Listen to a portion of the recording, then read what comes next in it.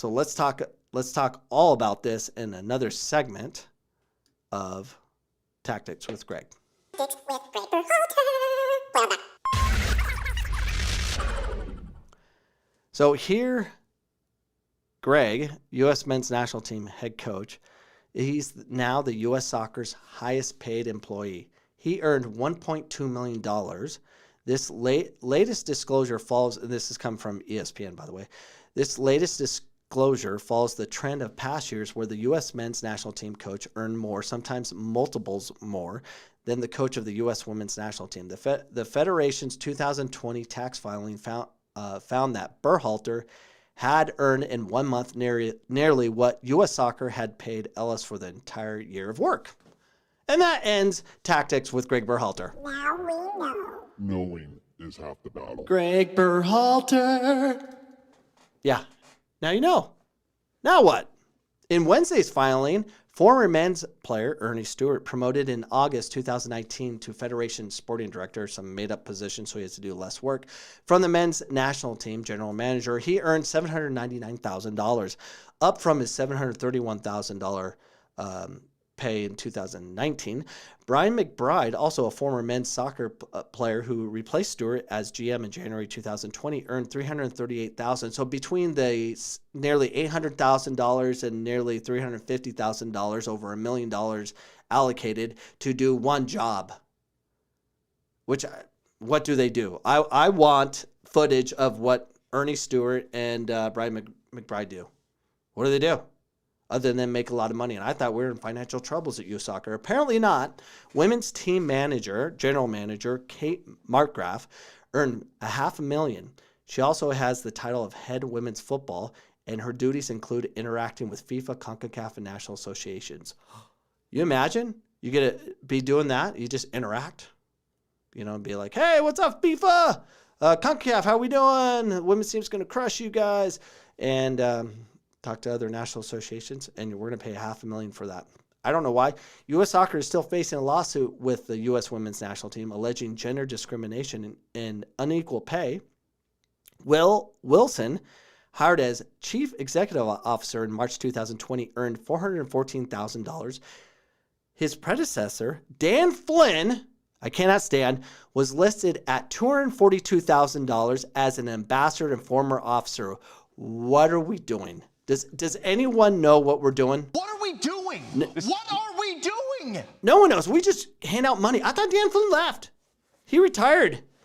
But we're still giving him money.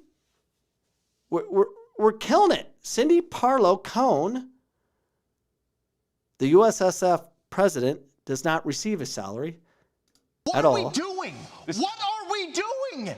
Yeah, we should just give her money. A bylaw amendment proposed by the Federation Rules Committee would establish a $125,000 annual salary for the Federation president. The amendment is to be considered during the Federation's annual general meeting scheduled on March 3rd and 6th in Atlanta. And you know why? That kind of explains why this man wants back in. Because this man wants the money. That's why he's coming back. He can make some money on top of all the other money. He's kind of like, hey, give me here. Let's eat here. Let's get gas here. All this stuff. He just loves it. He loves money. He's a banker. So he's going to take care of us. Before we go into this horrible theft and nepotism going on with soccer, let's watch an old video of a podcast I covered 2 years ago about the taxes that U.S. Soccer showed. And you can see the difference. There is no difference. We're just going to pay them whatever. So we got Joseph Berhalter, the older brother of Gregory Berhalter. Yeah, no nepotism there. He gets paid $816,780. He gets paid that. So they have it broken up as his base pay at $483,424 with $296,000 in bonuses. Are you freaking kidding me? Bonuses for what? What's he doing? That's so great. I hired my brother, which saved us money, which I'll explain in a second. But you're not going to believe what Joho Berhalter gets paid. In addition And I'll show you that in a second. We're going to read it. It'll just blow your freaking mind. A couple of them. Dan Flynn, our CEO, we got to have one of those. $930,000. He got $190,000 in bonuses on $667,000 on a base salary. What the freak are we paying these people so much? They're failures. They're absolute.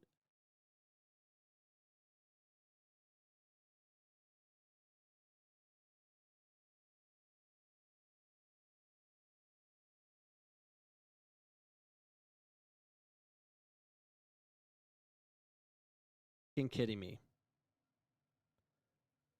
They nearly, between the two, they're making, let's just go to it. Dan Flynn made $930,000 last year, and we're paying for his health club. He can't pay for his own health club of $175. Dan Flynn, you better be, I want to see Dan Flynn without his shirt. He better be freaking ripped. $175 a month that we're paying for. Our kids are paying for this guy. To lift, he better be freaking strong as an ox. Freaking kidding me? And Berhalter, Joseph, $816,000 he made last year. And we're paying for their freaking health, fitness. They better be going. Freaking BS. Additionally, Dan Flynn receives personal tax and accounting services in the amount of $34,242 that are covered by U.S. Soccer per his contract. What the freak is going? This is insanity. We're going to give you a base salary of $700,000 with bonuses. Who knows how far, but you'll make, anywhere from $800,000 to $1 million.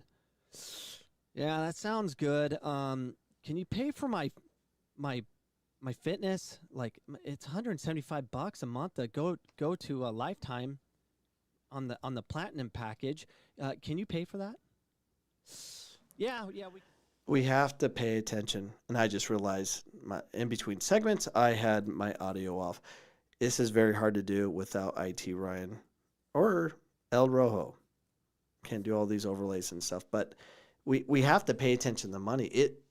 It's scary what we're doing. Got to turn the mic off on the other side.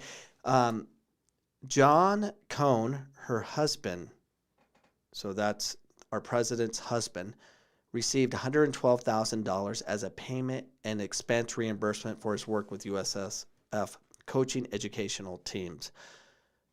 This is what we're doing. We did it with the Berhalters, and then they're like, President Cohn, let's get your husband working. Let's just keep it in the family. Brian Remedy, fired as chief administrator officer after Wilson was brought in, earned $457,000. Why not pay someone who got fired? Jay Berhalter, brother of men's soccer coach, which we just listened to, made nearly $900,000, earned $209,000, and he's not with us anymore, but apparently is. Without letting us know, we find out through this public record that you have to dig for. He was the USSF number 2 as Chief Commercial and Strategy Officer before leaving in February 2020. He earned $614,000 in his previous fiscal year. We're just pay to pay because they have certain lifestyles to live. Lydia Walke, who resigned as Chief Legal Officer in May 2020 after backlash against sexist legal filings the USSF made an equal pay lawsuit, was paid $323,000 for the heck of it. Earnings were listed for several of the players on the U.S. women's team, including Alyssa Nair, $255,000, Julie Ertz, $254,000, Becky Sauerbrunn, Abby Dahlkemper, and Crystal Dunn. That's part of their agreement to part of their players' contracts, which they're not happy with and they're suing, so we're going to pay them anyways.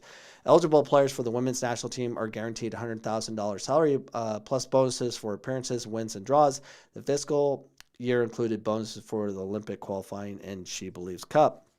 So the question is, will Mr. Cordero come back? I think he will. We know he will. He's already planning it. The former president of U.S. Soccer was a polarizing figure when he was in office, and this is coming from soccer.com. But he will support behind him that aims to win back his old role. Imagine if 2 years ago, after resigning amid the Watergate scandal, I don't know how you compare the two, Richard Nixon had run for the president again. I prefer Richard Nixon over Carter. Carter was horrible. It's not a perfect analogy. No, it's not. For the current state of U.S. soccer politics, but it's close. 2 years after resigning in the wake of the legal filing that claimed female players had less ability than their male counterparts, Carlos Cordero is running for the old gig as president of U.S. Soccer. Do we have women